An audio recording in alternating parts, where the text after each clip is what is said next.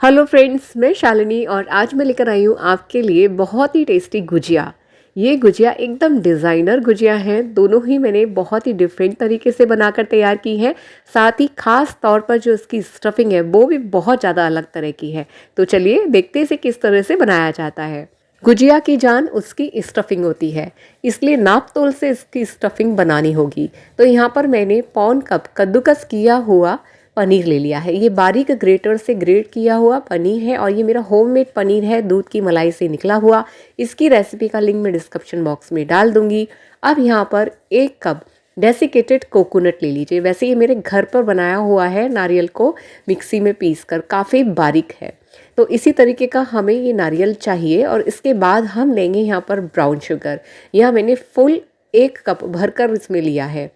आप चाहें तो शुगर पाउडर भी यूज़ कर सकते हैं। थोड़ी सी चिरौंजी डाल दीजिए। ड्राई फ्रूट्स इसमें ज़्यादा नहीं डाले जाते हैं, क्योंकि ड्राई फ्रूट्स यदि हम ज़्यादा डालेंगे तो गुजिया फट भी सकती है। अब डाल देंगे थोड़ी सी इलायची पाउडर। यहाँ मैंने लगभग 1.25 चम्मच इलायची पाउडर डाला है। अच्छे से इन सभी इंग्रेडिएंट्स को मिक्स कर लेंगे। इससे पहले भी मैंने बहुत तरह की गुजिया की रेसिपी अपने यूट्यूब चैनल पर शेयर की हुई है, लिंक डिस्क्रिप्शन बॉक्स में दे दूँगी। अब यहाँ पर मलाई से निकला हुआ जो मावा है वो भी मैं इसमें ऐड कर रही हूँ। वैसे बिल्कुल भी ज़रूरत नहीं है, आप नहीं भी डालें तो कोई दिक्कत नहीं है। मेरे पास था तो मैंने इसमें ऐड कर दिया है। थोड़ी सी यहाँ पर किशमिश डाल देंगे। मैंने यहाँ पे ड्राई फ्रूट्स काजू और बादाम इसलिए नहीं डाले हैं, कटे हुए जो काजू बादाम होते हैं उनके टुकड़े थोड़े शार्प होते हैं और गुजिया फट सकती है। तो ये हमारा कसार यानी स्टफिंग बनकर तैयार हो गई है और आप देख सकते हैं कुछ इस तरीके की स्टफिंग बनकर तैयार होगी। इस स्टफिंग से आप लड्डू भी बनाकर तैयार कर सकते हैं और फ्रिज में रखने के बाद आप 7 से 8 दिन आराम से खा सकते हैं, ख़राब नहीं होंगे। स्टफिंग हमारी तैयार हो गई है। तो चलिए अब गूजे की जो डो है वो बनाना शुरू करते हैं। तो यहाँ पर मैंने फुल कप भरकर 2 कप यहाँ पर मैदा ले ली है। इसको छान लेंगे।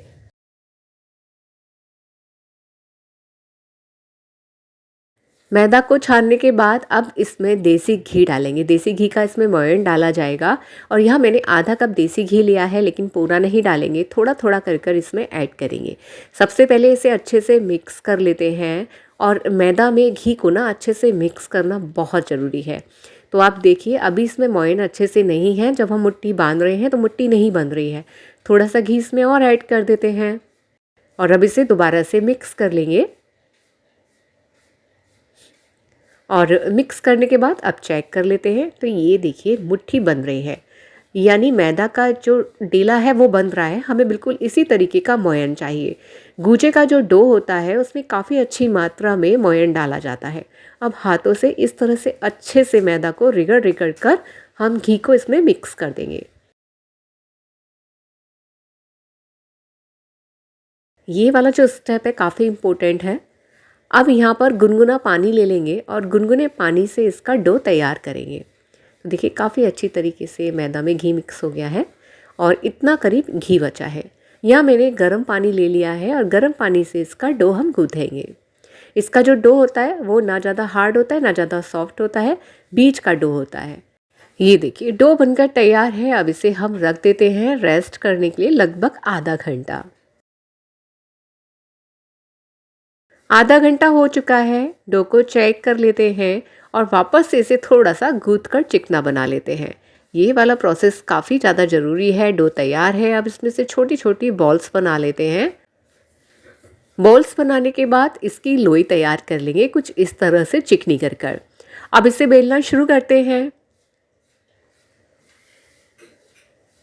पूड़ी के आकार का इसे बेल लेंगे और इसे थोड़ा सा मोटा रखेंगे। कटोरी से काट लेते हैं। इस तरह करने से एक से शेप की हमारी गुजिया बनकर तैयार होंगी। एक्स्ट्रा पार्ट को निकाल दें और बीच में थोड़ी सी स्टफिंग भर दें। स्टफिंग ज़्यादा नहीं भरनी है, नहीं तो गुजिया फट जाएंगे। किनारी पर थोड़ा सा पानी को अप्लाई कर दीजिए और गुजिया को इस तरह से फोल्ड कर कर चिपका दीजिए। अच्छे से प्रेस करना है जिससे ये खुले नहीं तो तलते समय ये फट भी सकती हैं, यानी खुल भी सकती हैं। अब एक कांटा ले लीजिए और इस तरीके से डिज़ाइन बना दीजिए। चारों ओर इस तरीके से कर देंगे। इसके बाद चाकू या चम्मच की किनारी ले लीजिए और इस तरह से हमें डिज़ाइन बना देनी है, मतलब अंदर पुश कर कर। तो ये हमारी बन जाएंगी एकदम न्यू स्टाइल डिज़ाइनर गुजिया और ये देखिए कुछ इस तरीके से बनकर तैयार हो जाएंगी। अब हमें यदि दूसरी डिज़ाइन बनानी है तो इसी को फोल्ड कर देंगे और पानी लगाकर इसे चिपका देंगे। तो ये हमारी बन जाएंगी सेकंड डिज़ाइन यानी मोमोज गुजिया, और ये भी काफ़ी देखने में सुंदर लगती हैं। अब एक कंघा ले लीजिए और इस तरीके से थोड़ी डिज़ाइन बना दीजिए। वैसे डीप फ्राई करने के बाद ये डिज़ाइन नहीं रहती है, बस केवल जब ये कच्ची गुजिया हैं जब तक देखने में अच्छी लगती है, तो इसलिए कोई ज़रूरी नहीं है कि आप ऐसा करें। तो यहाँ पर मैंने कुछ गुजिया बनाकर तैयार कर ली हैं, तो चलिए अब इन्हें डीप फ्राई करते हैं। तो मैंने पहले से ही घी को गर्म करने के लिए रख दिया था और यहाँ हम इसे देसी घी में डीप फ्राई करेंगे।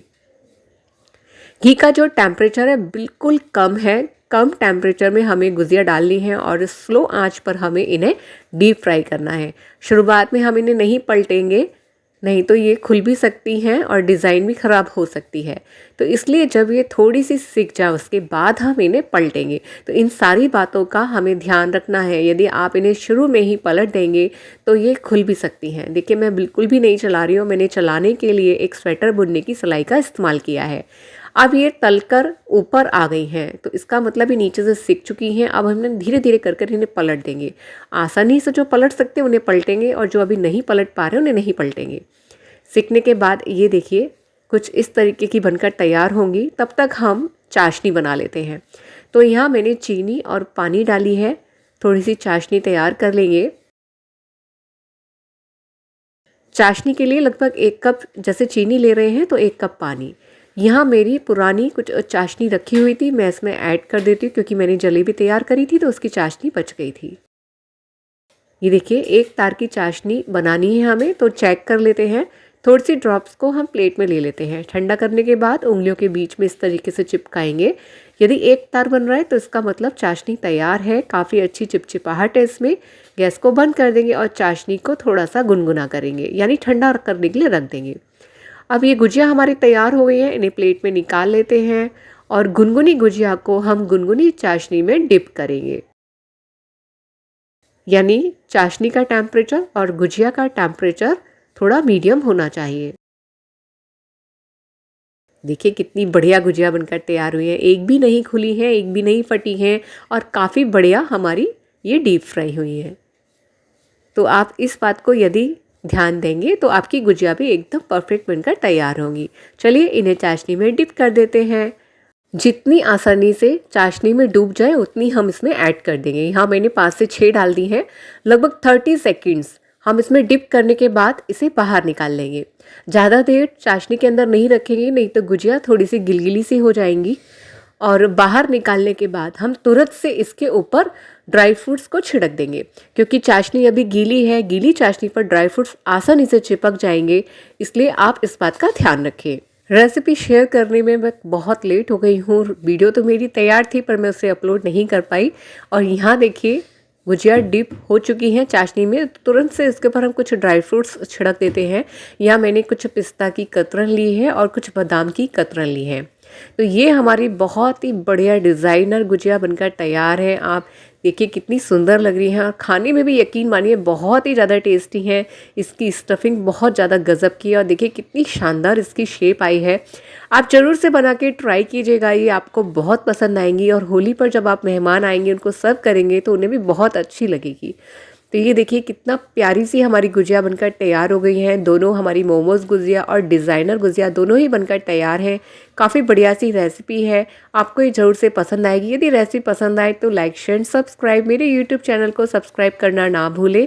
साथ ही राइट हैंड में दिए हुए बेल आइकन को ज़रूर दबा दें जिससे मैं जब भी कोई नई रेसिपी अपलोड करूँ तो उसका नोटिफिकेशन आपको तुरंत से मिल जाए।